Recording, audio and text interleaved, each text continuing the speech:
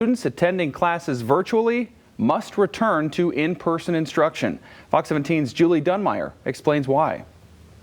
Students who attended online school and failed a class will have to retake that class in person at Jenison High School, or else they can't participate in any school activities. The school says this isn't what they wanted to do, but what they felt was necessary. In this lesson, you'll learn the reason why Jenison Public Schools says they have a problem with student achievement this year. We built what we call an extended traditional model. New for 2020, a hybrid model so kids can do virtual learning in the interim. Students have been able to go live into classrooms.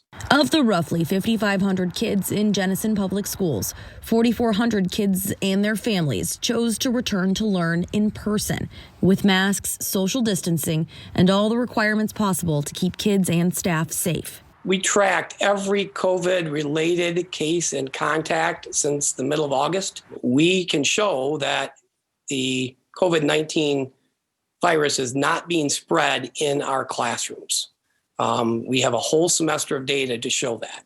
The next part of this lesson requires a little math. Of the 1,000 or so students who chose to attend extended traditional school, as we reviewed the data from first semester, we had about 25% of our students that were learning remotely that had failed at least one course. 25% failing at a school where 99% of kids graduate. And for us, that's unacceptable.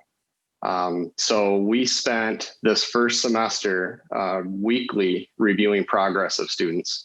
And so we would go through each week to see how kids were performing. Despite best efforts, Principal Brandon Graham says they had to make a tough call. We do know that there are barriers there. So the reason for the letter was really to make sure that those students that weren't making progress in the online mode of learning were back in the traditional in-person setting so we could make sure that they're reaching the graduation requirements. Sending home this letter saying kids who are failing virtual school must come back to class in person, and families who choose to remain learning at home won't be able to partake in school sporting events or extracurriculars because it poses a risk of COVID-19.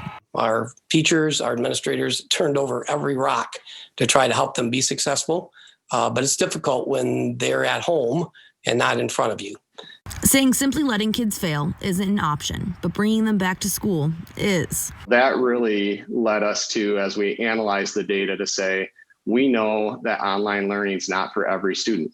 At this point in time, we need our students back in school. The one lesson here that they refuse to learn is accepting student failure as a result of a year that wasn't built for success. We expect when students come to Jenison High School that they're going to graduate from Jenison High School. And of course, with it being the new year, everybody is hoping that education can resume to somewhat of normalcy in 2021. As we all know, 2020 was just anything but normal, and the superintendent telling me that they're hopeful for the best for their kids. Reporting, Julie Dunmeyer, Fox 17 News. All right, thank you, Julie. Still ahead tonight, a big transformation for the big house. The University of Michigan turning its